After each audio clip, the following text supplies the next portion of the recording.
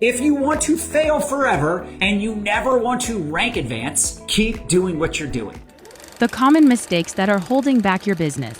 Mistakes are how we learn. That's why we say you earn while you learn. You fail forward. A big mistake is to overthink things. People do this all the time. It's like, listen, you don't need to understand the entire compensation plan. Just hit the first rank. Earn while you learn, right? Hit the first rank, and now you know how to help other people hit the first rank. How many of you don't know what you need to do to hit your first rank? How many of you don't know what to do to hit the next rank? You don't need to understand the whole comp plan. You just need to know what to do next. What's the next best move? But take some time, 15 minutes every day, just going through and learning about one product. Going through 15 minutes every day, learning about one tool. Take the time to learn this business.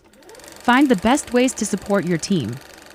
You want to help people, guide people. Listen, we have an incredible getting started checklist. We have our team group, our Facebook group with over 70,000 members. There's tons of excitement in there. We have all the guides organized. Our boards app, which has the scripts and the graphics and everything they need. And we're updating it literally every day. We have the team support chat. We have everything in place, and people will still complain. They'll still say, I don't know what to do. And by the way, you have to be okay with that. People say to me all the time, dude, how do you have so much patience? I've been doing this for over 20 years. Now, I'm not saying you have to be as patient as me. I probably have the patience of a saint. I want them to feel supported. I want them to feel encouraged. I want them to feel like they have a mentor. They have someone guiding them. And listen, as leaders, we want to coach people, but we're not therapists. We're not trained professional psychologists, right? Or psychiatrists, right? We build a business online, getting customers and finding people that want to get customers, right? We're looking at people that want to make money and people that want to use our products. That's it.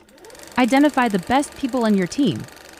Guess who are the easiest people to spend time with, pour into, lock arms with? Who do you think those people are? The people that are working. Some of the best people are the most difficult in the beginning. They need to struggle a little bit, because what it does is it humbles them and it brings them to a place of being ready to be coached. Success is not in your little comfort zone, your little bubble. It's not about it being easy. It's about it being worth it. It's challenging, yes, but it's so rewarding because it's all about helping other people. The more people you help, the more success you have. But I think it's very important for you to identify hungry people. Identify people that are actually going to do the things. I can't help someone if they're not adding people to the groups and they're not introducing me to people. If you say, John, how do you learn who to work with? Well, first of all, it's easy for me to work with people that reach out to me. It's easy to mentor someone that's looking for mentorship. They're asking questions. So don't get annoyed if people are asking questions. Being proactive in your business every day.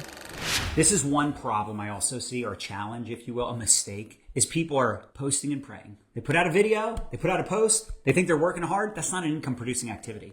Do you know your close ratio? Mine's about 25%. 25% of the people I add to the group end up enrolling. It's hard to scale a business if you don't know what you're working with. If you're not tracking your numbers, I want to ATM 20 people a week at least. Even at my level, I still want to ATM 20 a week. I want to lead by example. If you want to have the kind of success that you say you do the work. Put out the content. Show up. And it doesn't always have to be a video, even if it's just a selfie, even if it's just a picture with your kids and picture with your spouse, mix it up. Don't always be selling. Don't always be promoting. I like to think of the 3 E's every time I put out a piece of content.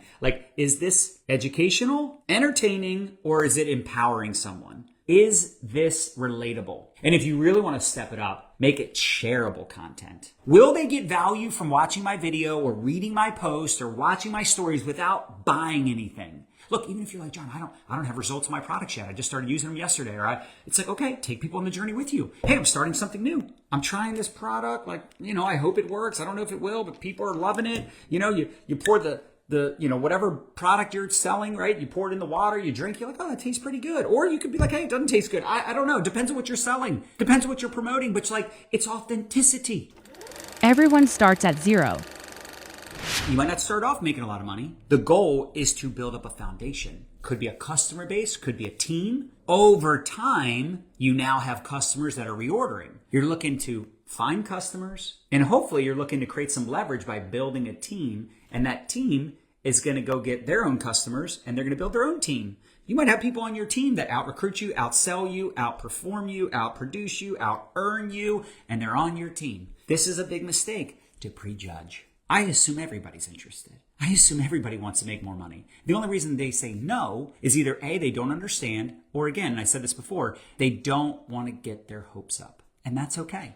That's why you have to keep showing up. Do you know how many people told me no in the beginning that said yes later? Most of them. It's just no, not now. No, not yet. Maybe later. Plant the seed. Stay in touch. Nurture the relationship. Be a good human. Friends first. Marketer second. Get them in the group. Introduce them to your upline. If they say no, awesome. If they say yes, awesome. We're not here to beg and convince people to get rich with us. Beg and convince people to buy our products. When people are like, well, how's your product compared to this product? I don't know. Ask ChatGPT. I don't know every product on the market, every ingredient. That's, again, another mistake. I'm not here to tell you why my product is better. I'm here to tell you why I love my product. I'm here to tell you we got a money back guarantee. I'm here to tell you I'll support you. You don't need to convince everyone and get everyone to buy your product to be successful. Just say, hey, I'm planting seeds. I'm asking questions. I'm identifying people that are open. And if they get started, great. If they don't get started, that's great too. Because the thing is, again, you play the long game. A lot of those no's or those not nows, they'll come around later on. So